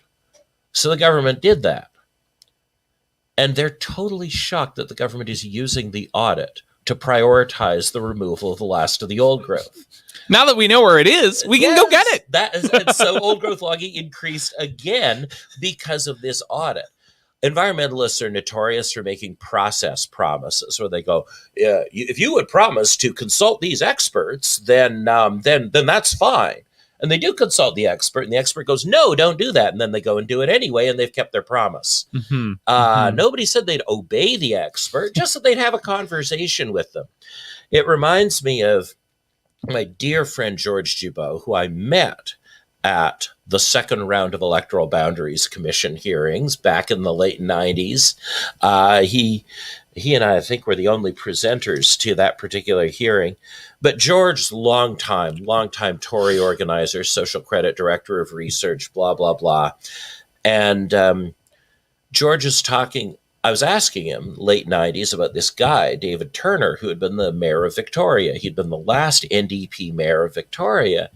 And I said George, I'm having some trouble making a deal with David Turner. I don't really know what to think of the guy.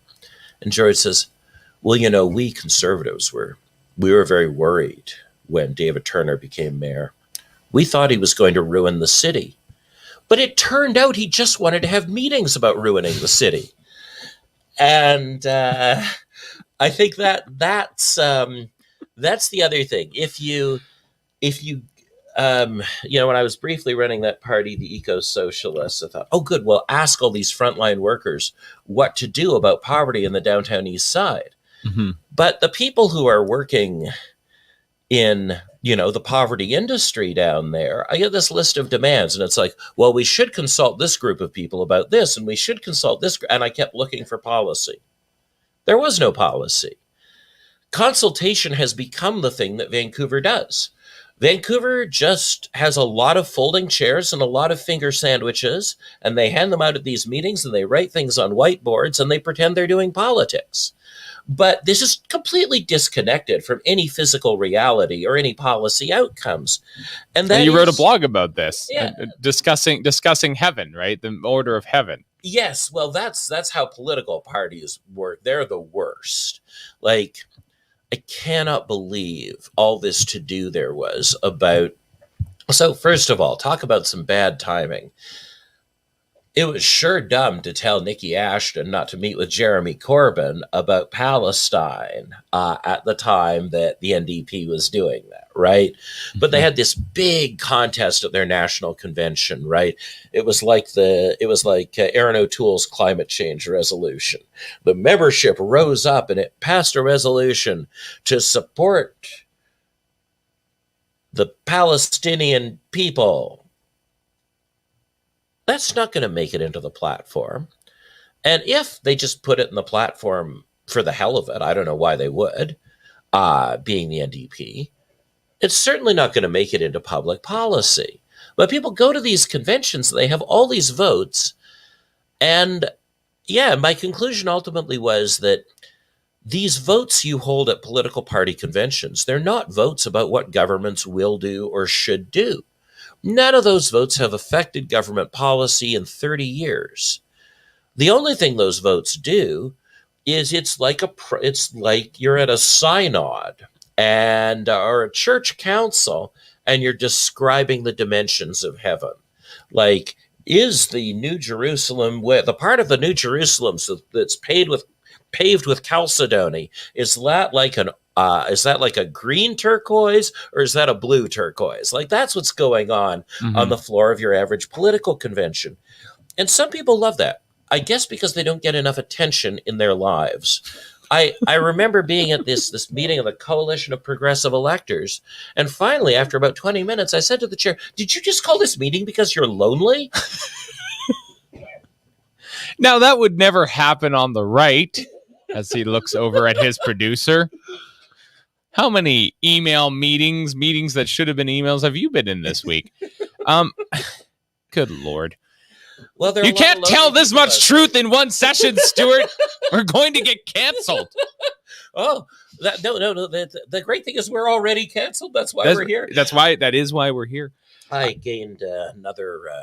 It's so funny whenever the people who are trying to tell people to shun me take another run at me. I always get these huge lumps of Twitter followers.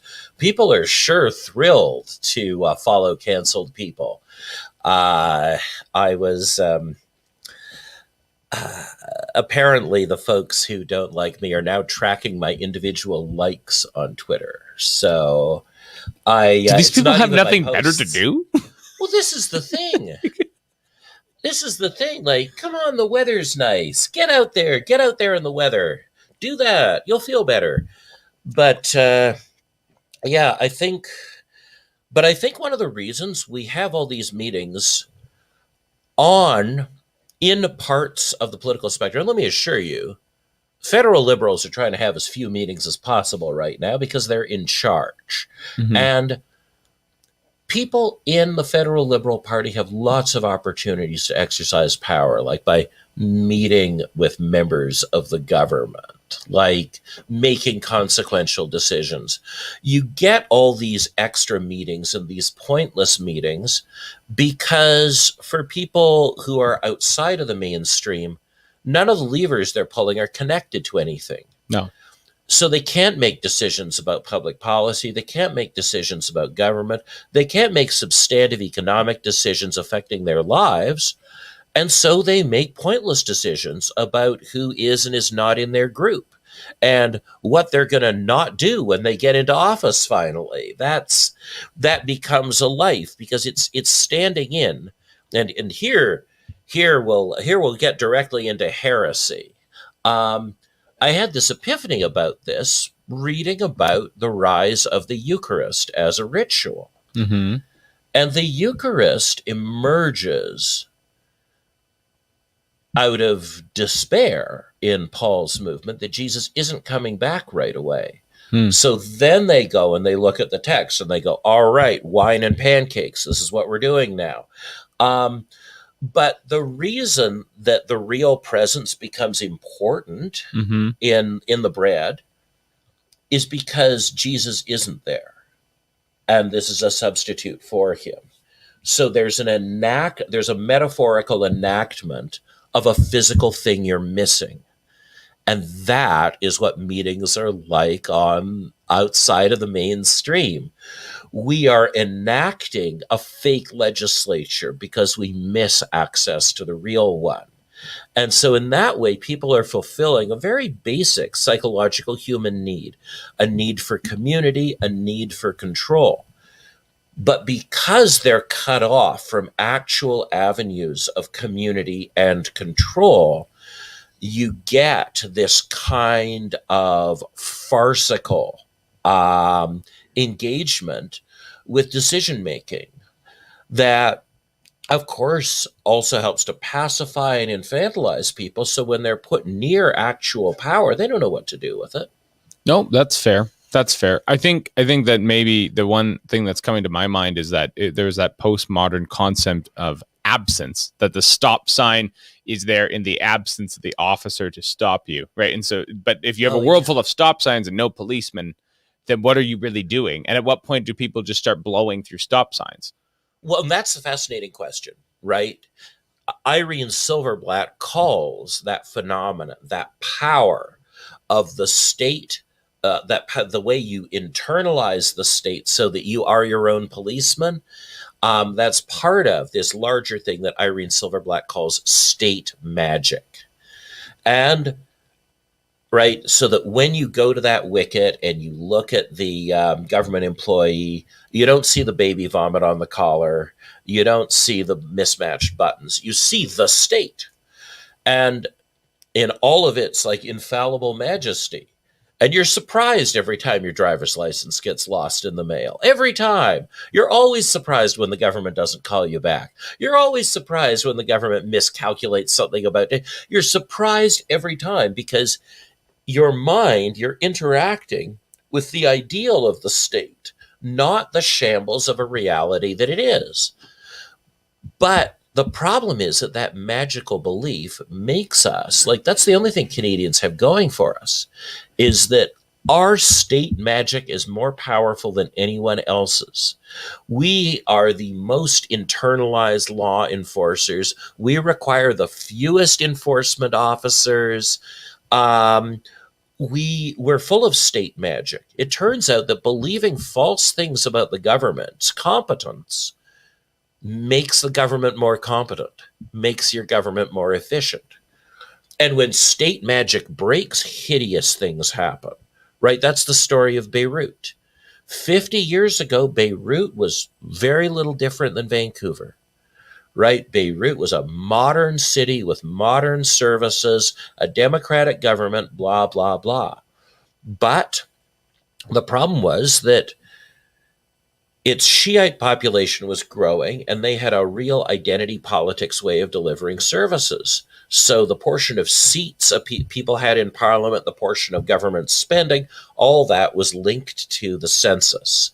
Lebanon canceled the census, and over time, the Shiite population became large and underserviced, and the Christian population got small and overserviced. And at a certain point, Shiite folks in Beirut realized that if they called the Hezbollah, they were more likely to get their water main fixed than if they called the government.